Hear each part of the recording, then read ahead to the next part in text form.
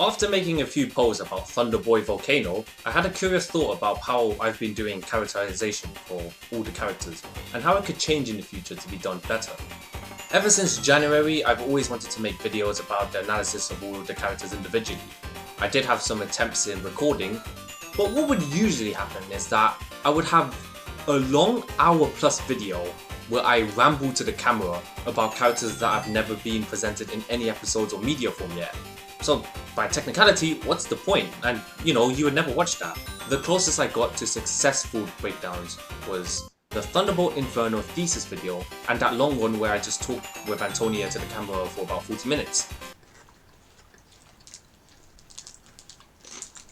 Both of which are quite outdated to today's standards. Tier list was another idea that kept coming up because I really like ordering my thoughts about the characters individually. To prevent a video from being bloated and for people to actually watch, you need to keep analysis focused and engaging. And that's what I tried to do with art review, in which people's favourite ones so far have been my art review of Snowy, which had a lot of content to go through, so I had to do it as fast as possible, and that was still 25 minutes long.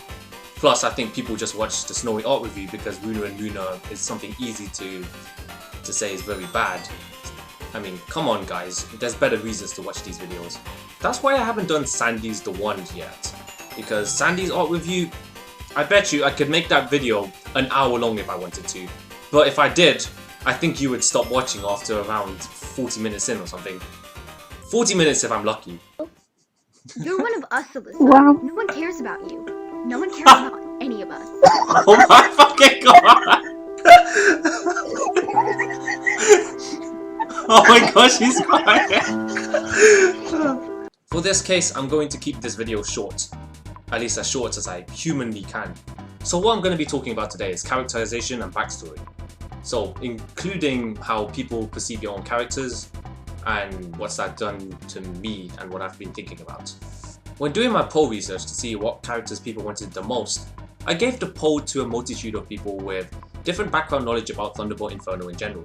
Some people only saw those particular designs and explanations that were usually one line long, just a little brief about the characters. Some people knew the characters prior to the poll, so they have extra context. And some people were probably just friends of Gerald, Tolu and Antonia. They were probably just there so that they could get the vote higher for Tolu and Gerald. Real nice guys, I mean, thanks for that, it really helps my market research.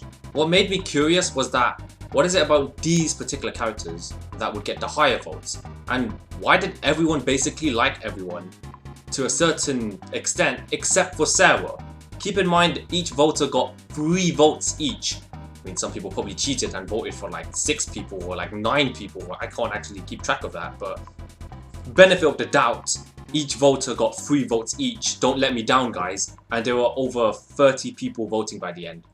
She still only got 1 vote out of all of that. Do you people just not like Sarah? I think to answer why characters like Gerald, Tolu, Arif and Imtiaz consistently got top votes compared to everyone else, and sometimes Van as well, I think we need to look at what people see and think at when it comes to first glance and just me presenting the characters like this. I think that when it comes to these characters, what people usually see at first is the eye-catching facts about them in the summary that are usually radical, and their design. Gerald is eye-catchingly tough looking. He's been compared to Jotaro in appearance.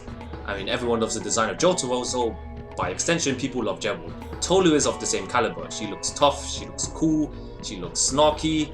I think she's actually one of my favourite female character designs. Not of all time, I mean the ones I make. I mean, how vain do you think I am? Arif just looks hilarious. He looks like a creepy, short, old, scruffy man. And people like that. And MTS just looks cool and brooding. There's not too much depth to his design. Oh, and also Van. I don't know what it is, but people seem to like a design. And I think it's just because it looks stupid. It looks cartoony. But all of my stuff looks stupid and cartoony, so it's just like exaggerated to the top. The characters also had summaries that are memorable because of just usually how stupid they are, and usually stupid things are funny just because lol cows. Arif created the universe.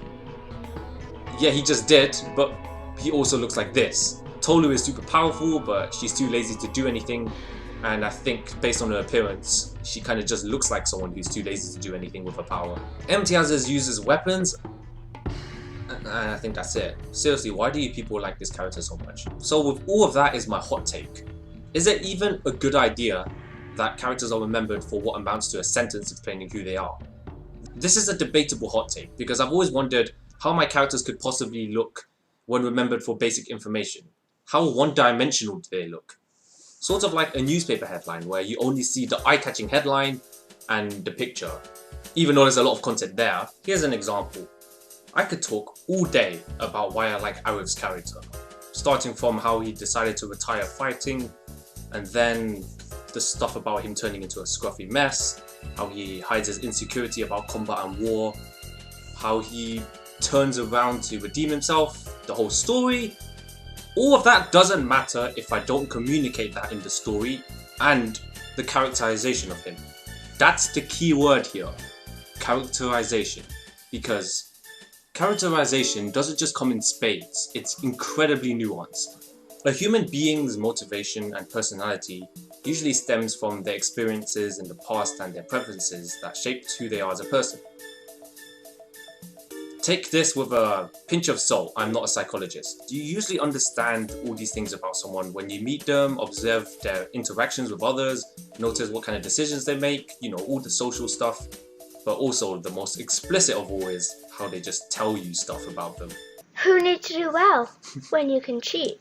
What? My family was killed in an accident with magic. But there's always a balance of all these things. And like real life, fiction has to have that same balance. You can't just have all the characterization come from, say, backstory, because then you miss out on their present interactions that show what kind of character they are. You can tell me a bunch of things, but I want to see it. People usually prefer the latter anyway, when you get shown what kind of character they are. Show don't tell. And this is the same for characters with no backstory and only interactions. That can be good when it's intentional. For example, Tolu doesn't really have a backstory because her whole purpose is that she doesn't look back to the past. She's all moving forward and straight focused. But in that regard, that's actually her flaw. She never looks at the future because she just doesn't plan ahead at all. She just thinks, I'm going to do this, I'm going to do that. But at the same time, that's funny because she's the only character who doesn't really progress. She has a flat character arc. So what does this have to do with characters like MTS, Arif, Gerald and Tolu? Well, how much of the character itself shine through when I present them? How much slices of the whole character cake are people seeing? How many slices are being left in the garbage that people... The cake metaphor makes a lot of sense, I swear. Because in the end of the day, I could have a lot of motivations and time backstories for these characters with a lot of balance. But it doesn't matter if people don't see that. It's just wasted then. This has almost happened already. But to be fair, because the game isn't actually made yet, it hasn't officially happened. But it is something that I like to note. So the other day, I found it interesting that someone I know on Discord gave me their 2 cents on how they think Kevin's character comes across to them. This is them having only seen the character via the demo of the game I'm making so far. And he said, and I quote, "Here's how I perceive Kevin. He's the typical goody two." Okay, I'm not gonna do that voice. Here's how I perceive Kevin. He's a typical goody two-shoes protagonist who always believes in seeing the best in people. Problem is, this desire to see the best in people has gotten him in a lot of trouble because of his aversion to violence. So he'll get into fights, but will refuse to fight back because it's not his style. And let me tell you this, that's completely antithetical to my idea of Kevin's character. He basically just got it all wrong. But that's not the point here. The point is, what came across to him to think that Kevin's character is like this? At first I was thinking, how can you think Kevin's just like a goody two-shoes nerd? But then I remembered, just look at his idol animation. He actually does look like a goody two-shoes protagonist who's all passive and needy. I don't blame him for getting it wrong. And you gotta keep in mind, what he's seeing is the perception of Kevin based purely on his animated appearance in the game so far. But there's no dialogue, there's none of the nuanced things that I need to do. And now I know I need to present more information to the viewer so that they get the right idea of Kevin. Otherwise everyone will think he's just a goody two-shoes. I said I don't want any damn vegetables. All right, that's it, young man. No Bible stories for you tonight. Oh.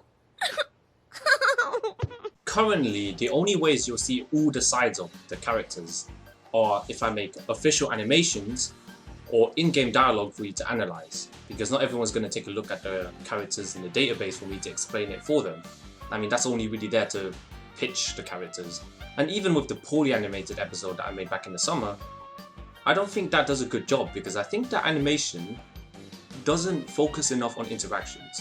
I don't like the poorly animated episode because I think it focuses too heavily on plot, and like another animation that focuses too heavily on plot. The poorly animated episode is just them fighting the obstacles. You don't really see unique dialogue between every individual member. And this is a lot worse when you remember that I voice acted every character. It's slime!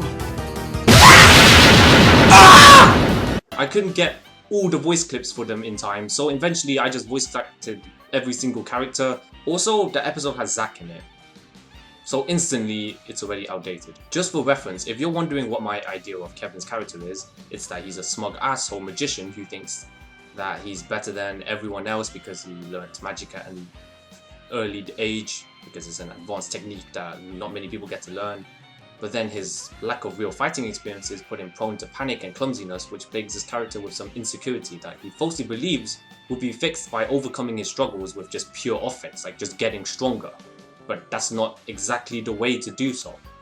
And in fact, he makes this mistake by observing Antonia and just thinking, oh, she does this, she must be strong because of this reason. And it's a very interesting dynamic between the two, and you see how they have to learn from each other properly. The reason why I like this characterization is because it actually fits in with his backstory. He and Mckeith both grew up in quite a privileged background compared to all the other characters who grew up in quite apocalyptic backgrounds. Well, not all of them, but varying degrees. He grew up in planet London.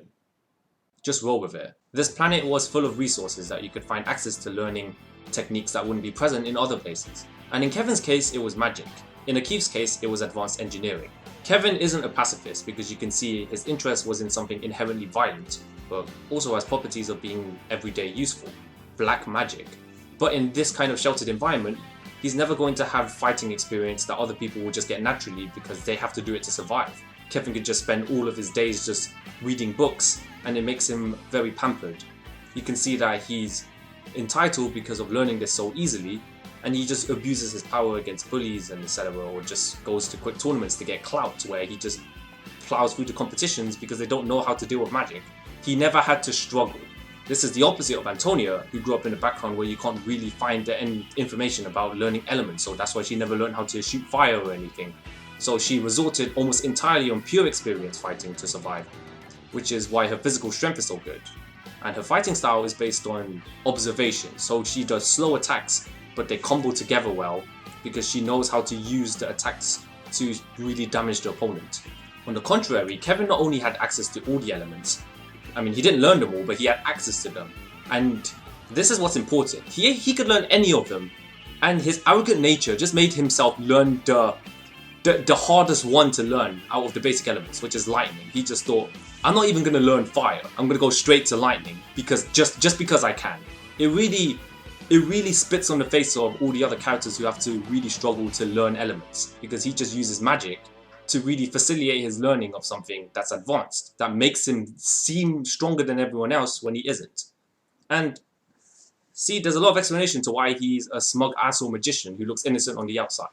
So why is that all important? Why did I just explain to you Kevin's backstory? Well, here's the thing about backstory. I don't like it when people do backstory most of the time, because usually when people do backstory, they don't do it right. They just use it as window dressing. They think, oh, this character went through all of this crazy stuff, oh, etc. But what does it matter? The facts aren't the important thing about the backstory. It's how they affect the character. Backstory is supposed to make sense in context of the character. When you think about real life people, the experience they faced in the past not only affects their motivation, but also how their worldview is shaped, and how it just shapes them as a person in general. For example, how you're brought up by your parents will really affect how you become a person. That's a weird phrasing, how you become a person. For Kevin's case, his backstory shaped how his arrogant personality would form, and where his crippling issues would lie, and a bunch of other stuff. That's why I like his backstory, that's why I like his character. And everything I just told you can easily be lost on any player or viewer. You can not see any of this if I don't communicate it well. I have to introduce these ideas to the audience organically. In hypothetical terms, I thought this same problem could also happen with Antonia, because I think her character is even harder to understand just from initially the way I present her. Everything about the way I draw her and present her and everything just gives off the impression that she's a stone cold badass who likes fighting. Everyone likes her because of that, and they like her for her no-nonsense attitude. But that's not her entire character. I think that if people only remembered her character for those few bullet points, I wouldn't be very happy, because they're missing out on a lot more. Antonia's backstory, I think, forms the basis to why her character acts the way she does. She grew up in an environment with incredibly harsh conditions and with loads of criminals. So this made her want to help people because she can observe all of the people who are struggling. But it also gives her experience in developing her fighting style, because she has to fight all the time, otherwise she's going to be killed. She has medical experience because she took the initiative to be independent and leave her situation so that she could study elsewhere. So she just studied to be a medical student. But then her experience in the initial place she grew up in just gave her that unmatched fighting prowess that other characters won't have. I think Antonia fights because she was born into a fight or flight situation where flying wouldn't do anything. And I think that's fascinating. Usually you don't get characters who are very smart and have an affinity to help people, but also look like a crazy psychopath punchy girl. Because I think the reason she's like that is because despite having that motivation to help people, like a doctor, she doesn't think of the whole, oh, how am I only going to use my experience to help people, like in a healing sense, but also that we have to fight so that we can help people in a more violent method. And that's not even going into how I like her character's effect on everyone around her, like Lilac, Kevin, Mckeith, Callum, and everything. I just think that this could present a hypothetical issue, because everything I just told you could just be subtext or interpretive. People could just easily miss all this motivation and characterization about Antonia and only see the part of her that is the fact that she punches a lot and swears like a sailor. And that would be a shame. My favourite characters generally are the ones that I think are both incredibly fun in the moment, just for who they are and how you see them, but also have great tie-ins to their backstory behind them and all the explanations for why they are the way they are, which gives them depth. I just think that I and everyone, like every artist or anything, have to be careful of how we present our characters to make sure all of our ideas are properly communicated to the audience. But there's one last barrier to go through, which is why I say ideas are communicated properly. How easy would it be for a character like Antonia to have a 5-minute exposition dump about why she does all the things she does? That'd be very easy, and I think that'd be a great way to show the audience the complexities of her being such a well-written character. I just lied to you. That actually wouldn't be a great way to do so, because that would facilitate Antonia of no longer being a well-written character, because of what I said earlier about balance. I think characters need a lot of time and nuance in every interaction you have with them as an audience member to properly paint the image of who they are, which means no exposition dumps about all of their backstory in one sitting, because that just melts your brain when you just see it all. You don't actually take it in, it doesn't feel natural. And no needless monologues about like all of their motivations and stuff, because they're just unnatural and out of place. When do you see this in the real world? This is an obstacle that I'll have to face and be careful with when I actually make the game or any animations in the future. I mean, I'll make another video in the future about why I don't make cartoons anymore.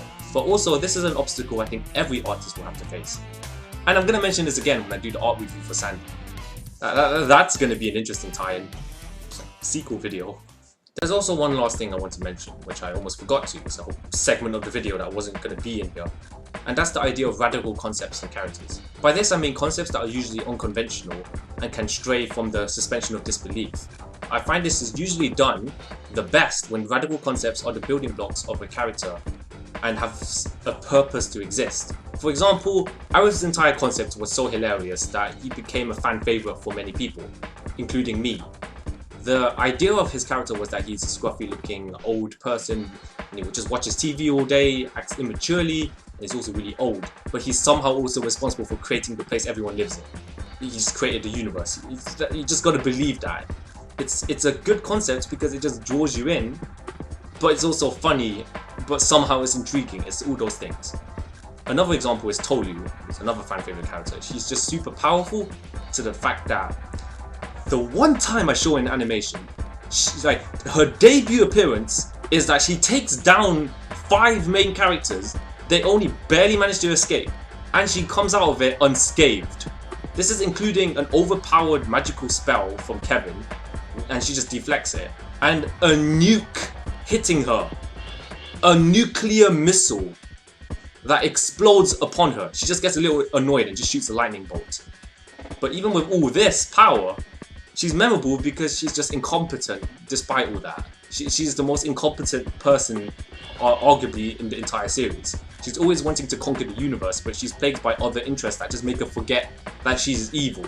She forgets to be evil. She's doing it wrong basically. She wants to capture armies, but she also wants to learn how to play the trombone. She wants to murder all of these royalties so that she could capture the kingdoms, but she also wants to play tennis.